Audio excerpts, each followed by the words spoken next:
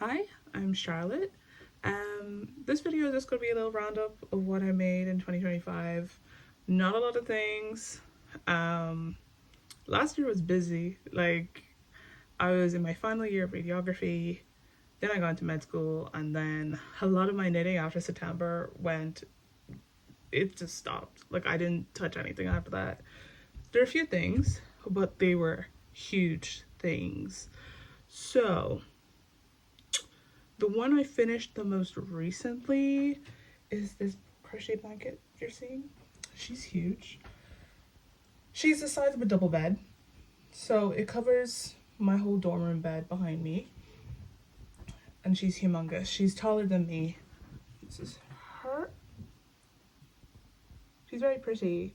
There's a little mistake in the middle where the square is not actually a square. It's more like a slanted diamond situation. I don't know how I did it, and I don't think I'll be able to recreate it because I learned my lesson like halfway through this, how to change the colors properly, whatever. The yarn the yarn that I was using, it was so random. It was whatever DK weight acrylic yarn I could find. So a lot of the yarn I had was, some of it was from the knit shop, but getting acrylic yarn from the knit shop was the most expensive place you could get it. I got a lot of my yarn from Aldi, surprisingly. You know, those 2 times a year they do these Aldi deals. That's where I got most of it. Or, where else was I shopping? I went to Mr. Price to get it. So it's like €2 a ball. Aldi will do like €2 a ball as well. Or €3 a ball, depending. Another yarn source were my friends that had yarn when they were done using what they were done using, and they gave me the scraps. Now, mind you, in knitters terms, scraps are like big balls. Like, they were not scraps. Like, you could make 2-3 hats out of these so-called scraps, but I gladly took them. I got so many yarns from one of my friends, Pearl, so if you're watching, she gave me so many. And then another classmate from radiography, Noreen, she gave me loads, so I'm really happy about that, because look at this beauty. Now, she took forever. I'm not even gonna lie. There was at one point one of these would take 2 hours, and my wrists be crying, my hands be cramping.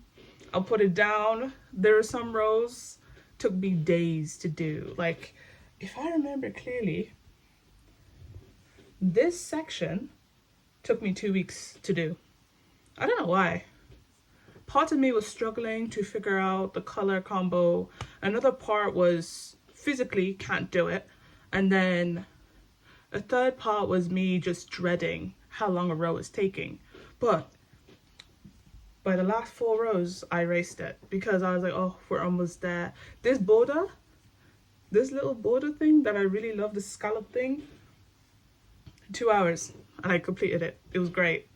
Completed it, finished it. Now, sewing in all the ends, that took 1 day, and that was because I was packing to move down to Limerick. It was my last day in Dublin.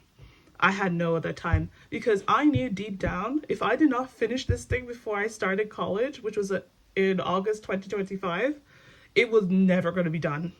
Never finished, never done. So I just quickly ran and finished it, and it was great. It was a great project. I think it was my last project in 2025 because the 4 months I started med school with, I didn't do anything.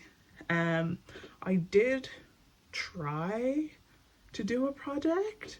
I don't know, first year, first semester, I did not know what I was up to. I didn't know what to do. So I spent a lot of my time studying, maybe a lot of wasted time. Actually, I was very inefficient at last semester. It was so inefficient, but it's done now. The project that I was doing last semester was this purple sweater. Can you see how undone this thing is? I've only done 1/2 the front, and I'm very certain I'm not even done yet because it should not be on the needle still. So there's this one. It's the Tulip loop sweater by Philip de Kika, if I remember correctly, and it's with purple yarn. I don't know the specifics, unfortunately. I got the yarn online from this online store called Velrita. I think it's called Velrita. If it's still up there, I will put a little text on the video to tell you exactly what it is and what yarn it is, but I've forgotten.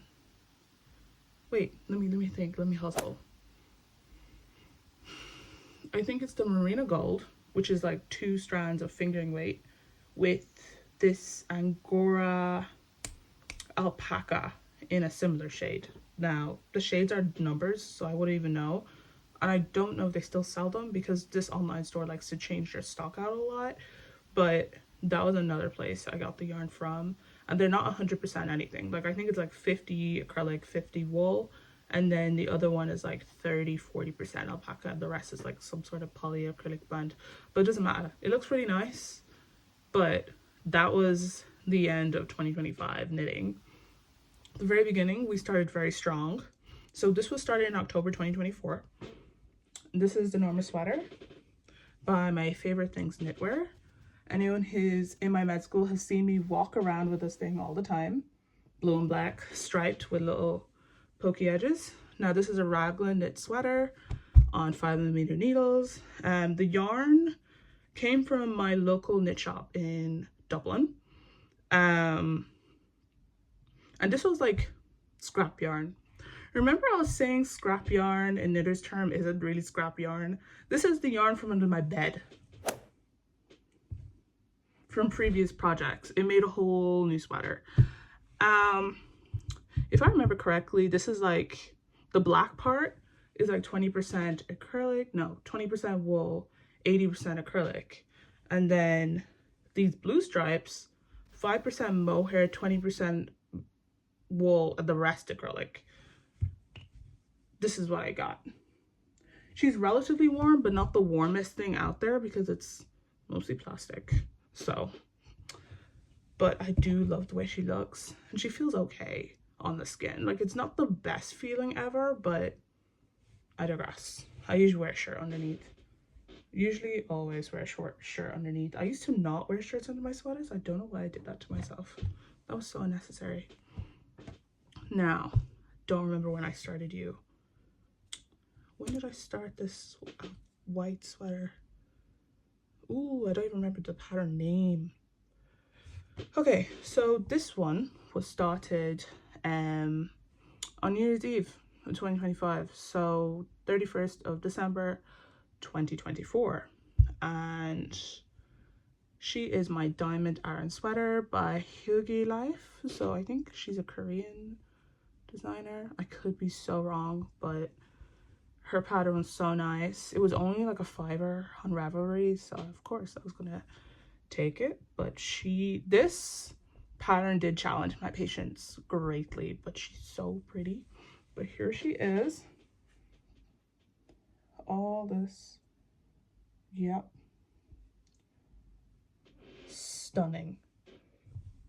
So this challenged patience, my ability to read charts, my knitting skills in general.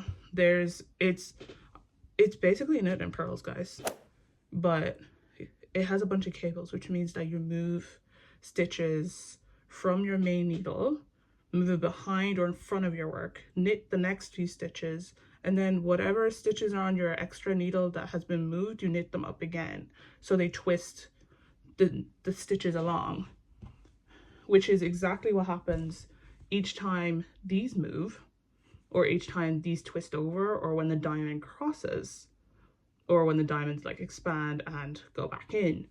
That's basically all it is. But boy, if you miss kind of row, you're going back, and that row will take a long time. So yeah, there's that. And also, another thing that made this very time consuming was the back. It wasn't just basic knitting. I did C-stitch. I misread the pattern from the beginning, and I just continued with it because I thought it looked fine. It was supposed to be double moss, but basically it's knit one per one, and then you change it every other row.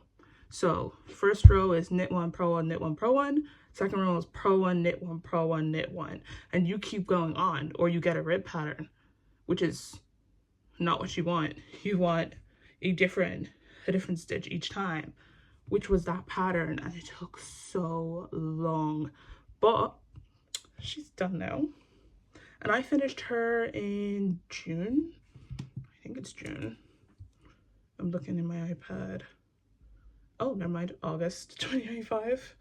Oh, so I finished the blanket and this at the same time. Okay. That September, I was not knitting at all. My hands hurt. I know why. A few other things I made in 2025 were 2 pairs of socks. I'm not going to show them on video because they look disgusting now. Like they've picked up the dust from the floors, and they picked up the stuff in my shoes, so they look very old and very raggedy, but they're loved. They're very warm, which is why they get worn like crazy. But I'll post a few pictures in the video and show you what they looked like when they were fresh off the needles and new, and weren't worn in shoes yet. But I've had them for like 6 months now, not a single hole being made, and like they're very warm, they're not scratchy, so it's like perfect longevity wise. I was like, these were my first pairs of socks, by the way, so when I first made them, I was like, will these even last? But they last. So I don't know why that question was in my head, but they last, especially when you knit them really small with really small needles and a tight gauge. Perfect. Like they last a really long time. And the yarn I was using was like the Friends Hobby yarn. It's really scratchy at first, but you don't feel it on your feet. But the longevity, recommended. I recommend it greatly, and it's inexpensive. It's perfect to use. But that wraps up everything I knit in 2025. Very short, very sweet. 2026, we're gonna try finish this because she will look so good for spring. Like, look at that color. And try finish this brown sweater I started in last week, bottom up. It's been a while I've done that, but it had to be done. Like, I restarted her 6 times. I don't want to restart her a 7th. So that wraps up my video. Very short, very sweet, very quick and snappy, because I have to do more LOs and do more study, and I do want to keep this YouTube thing going. But if the videos are long, I'm not editing it. Like, I've noticed that, and I'm not doing it again. So I'll go back to study, and I'll see you guys later. Now we'll just refocus you. This is so funny. We'll just